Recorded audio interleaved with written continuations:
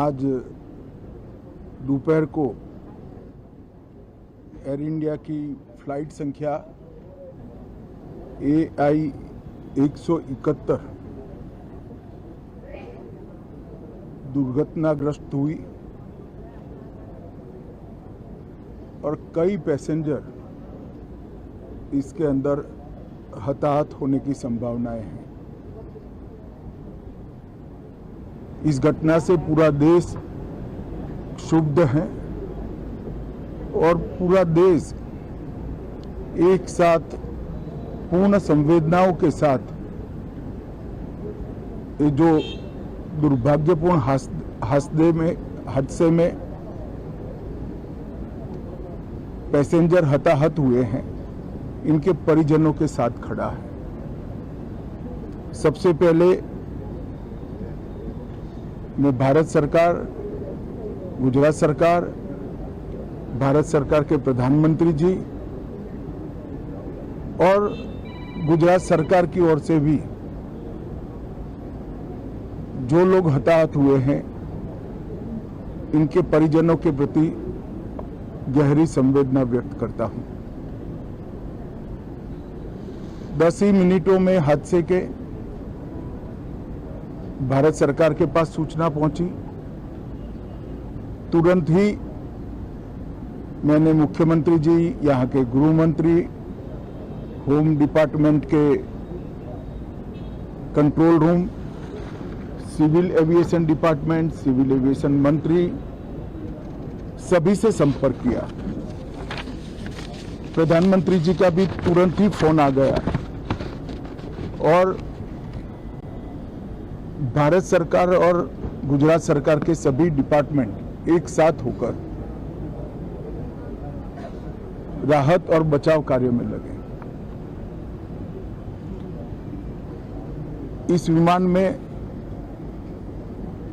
कुल मिलाकर 230 यात्री देश के और विदेश के और 12 क्रू मेंबर सवार थे।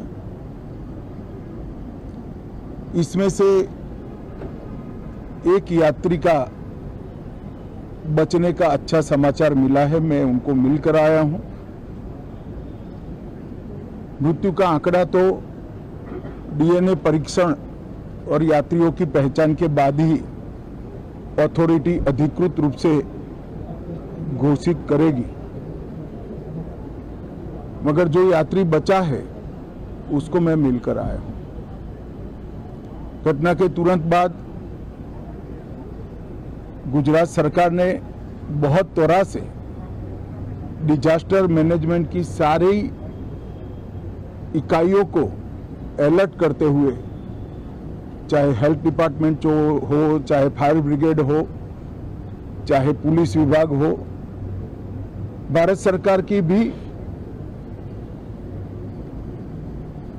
CAPF को संपर्क कर सभी ने एक साथ मिलकर राहत और बचाव का कार्य चालू किया।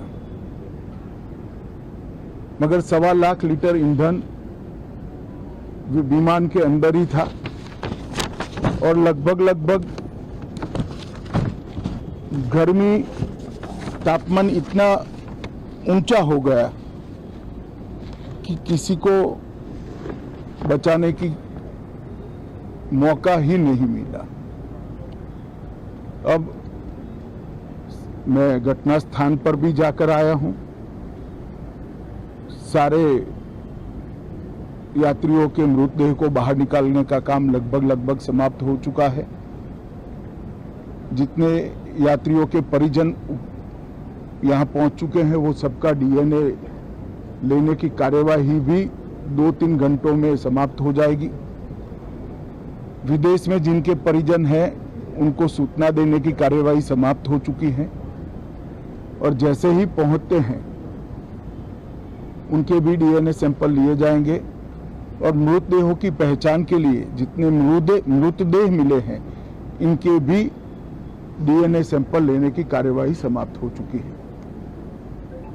गुजरात में ही लगभग 1000 के आसपास DNA टेस्ट करने पड़ेंगे। ये सभी टेस्ट करने की क्षमता गुजरात में विकसित है तो डीएनए टेस्टिंग के लिए कहीं गुजरात के बाहर जाने की जरूरत नहीं पड़ेगी। गुजरात की FSL और नेशनल फॉरेंसिक साइंस यूनिवर्सिटी दोनों मिलकर कम से कम समय में डीएनए का परीक्षण पूरा करने के बाद परिवारजनों को अपना मृतदेह परिजन का मृतदेह सौंपने का काम करेंगे। उनके रहने की सुविधा, उनकी सांत्वना की सुविधा, जिनको मेडिकल प्रॉब्लम ट्रॉमा के कारण हुए इनकी मेडिकल की सुविधा, ये सारी व्यवस्था बहुत सुचारू रूप से हो चुकी है। अभी रिव्यू मीटिंग में सारी व्यवस्थाओं को हम सब मंत्रियों ने साथ में मिलकर देखा है। एविएशन डिपार्टमेंट ने अपनी जांच शुरू कर दी है और जांच तेजी से आगे बढ़े इसके लिए भी एविएशन मंत्री जी ने सूचनाएं दी है। मैं फिर से एक बार राहत काम में जिन जिन एजेंसियों ने त्वरा के साथ बचाव और राहत का काम किया वो सभी का धन्यवाद करना चाहता हूं और फिर से एक बार जिन्होंने अपने परिजनों को गंवाया है, हताहत हुए हैं, वो सभी को मनपूर्वक संवेदनाएं व्यक्त करता हूं। मैं एक बात जरूर कहना चाहता हूं कि ये एक्सीडेंट है, एक्सीडेंट को कोई रोक नहीं सकता, परंतु 365 दिन 24 घंटा इस तरह की घटना के लिए प्रशासन का जो अलर्टनेस है उसकी कसौटी उसी वक्त होती है जब ऐसी घटनाएं होती है। और आज गुजरात के डिजास्टर मैनेजमेंट की तैयारियों का एक प्रकार से दुर्भाग्यपूर्ण तरीके से मगर कसौटी हुआ और बहुत त्वरा के साथ यहाँ पर काम किया गया, वो पूरे देश के मीडिया के सामने और परिजनों के सामने भी आया है। अंत में मैं फिर से एक बार सम्माननीय प्रधानमंत्री नरेंद्र मोदी जी की ओर से, भारत सरकार और गुजरात सरकार की ओर से सभी हताहत लोगों के परिजनों के प्रति गहरी संवेदना व्यक्त करता हूं। धन्यवाद।